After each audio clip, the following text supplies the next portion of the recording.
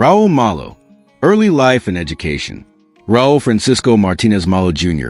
was born on August 7, 1965, in Miami, Florida, to Cuban immigrants who had fled Cuba in the early 1960s. His mother had once worked for the deposed dictator Fulgencio Batista, and his father spent time hiding in the Mexican embassy in Havana before coming to the U.S. He grew up in a musical household with a younger sister. Carol among his parents' favorite records were those of Roy Orbison and Bobby Darin. Malo began performing very young. He formed his first band at age 12, and by his mid-teens he was playing guitar and singing in Miami's local club scene. His early experiences blending Latin and country music in Miami shaped the fusion style he would later develop. Music career with the Mavericks. Raul Malo performing with the Mavericks, 2010. In 1989, Malo co-founded the country band the Mavericks with bassist Robert Reynolds and drummer Paul Deacon. Malo's emotive baritone voice and exuberant stage presence became the band's trademark. The Mavericks signed to MCA Nashville and released their self-titled debut in 1990, followed by From Hell to Paradise, 1992. Their breakthrough album, What a Crying Shame, 1994, produced hits including the title track, What a Crying Shame, and the singles There Goes My Heart and Oh, What a Thrill. The next album, Music for All Occasions, 1995, featured the hit All You Ever Do Is Bring Me Down, with Tejano accordion legend Flaco Jimenez, and won a Grammy for the single Here Comes the Rain, showcasing Malo's wide vocal range. By the late 1990s, Malo had become known for the Mavericks' theatrical live shows. The group won 3 consecutive CMA Vocal Group of the Year awards, 1995 to 1997, and Malo earned a Grammy Award in 1996 for their performance of Here Comes the Rain. These accolades cemented Malo's status as a rising star in country music. The Mavericks blended Tex-Mex flair, Western swing, and rockabilly into mainstream country in a way few others did at the time.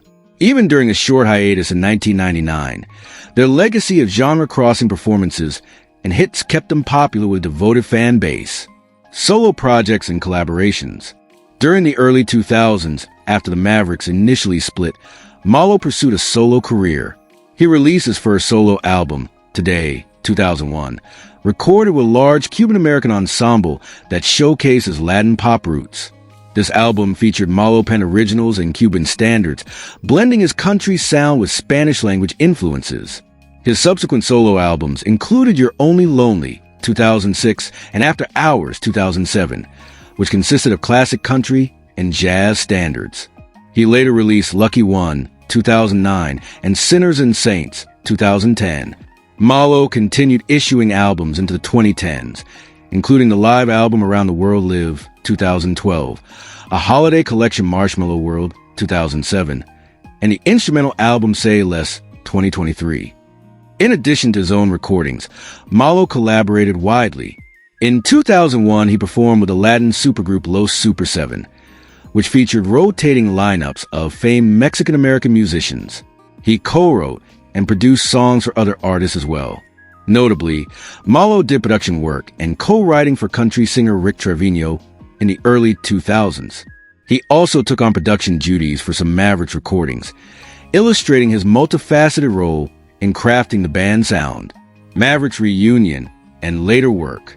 The Mavericks briefly reunited in 2003 for a studio album, but a full comeback did not occur until 2011.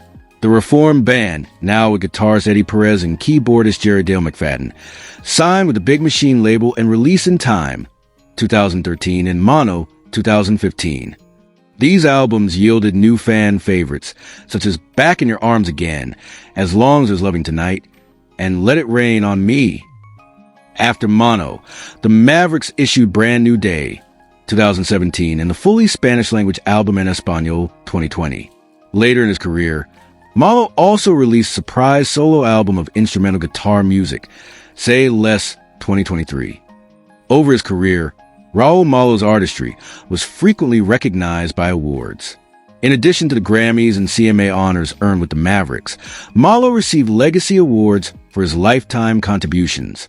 He was cited by the Americana Music Association and by the National Music Council, which gave him the American Eagle Award, for his role in promoting diverse American musical traditions. Personal life. Raul Malo performs at the South by Southwest Music Festival, 2009. Raul Malo married his longtime partner, Betty Fernandez, around 1992. The couple had 3 sons together, Dino, Victor, and Max. Malo was known as a devoted family man and often spoke affectionately of his Cuban heritage. He and Betty reportedly eloped rather than hold a large traditional wedding. Malo kept a relatively low profile offstage, focusing on his music career and family. In addition to his wife and children, his survivors include his mother, Norma, and his sister, Carol. Malo's lifestyle was modest and focused on his art. He toured extensively with the Mavericks and also played intimate club shows. He did not publicize wealth or property. Press coverage focused on creative work rather than material possessions. According to Celebrity Net Worth, Malo's net worth at the time of his death was about $10 million, earned through decades of recording, touring, and songwriting. He was also known to support music education and emerging artists. Specific details about any homes or his car collection have remained private, reflecting Malo's down-to-earth approach. Illness and death. In June 2024, Raul Malo announced that he had been diagnosed with cancer. It was later reported to be metastatic colon cancer that had spread to his liver and leptomeningeal layers of the brain. Despite aggressive treatment, Malo's health worsened, and by September 2025, he was forced to cancel the remaining Mavericks tour dates. Raul Malo passed away on the night of December 8, 2025, at the age of 60. His wife Betty and their family announced that he died around 8:52 p.m. in his battle with cancer. A representative confirmed that Malo's death was due to complications from the cancer. In obituaries and tributes, he was celebrated as a golden voice musician whose warmth and passion had touched many lives. Legacy. Raul Malo's legacy is defined by his rich musical contributions and charismatic performances. His powerful baritone voice, often compared to Roy Orbison's, became a defining element of the Maverick sound. Malo is credited with expanding country and Americana music by fusing Tex-Mex, Latin, and swing influences. He and the Mavericks inspired artists across genres with their multilingual repertoire and theatrical showmanship. Fans affectionately nicknamed him El Maestro for his virtuosity and stage presence. After his death, Malo was further honored by the music community.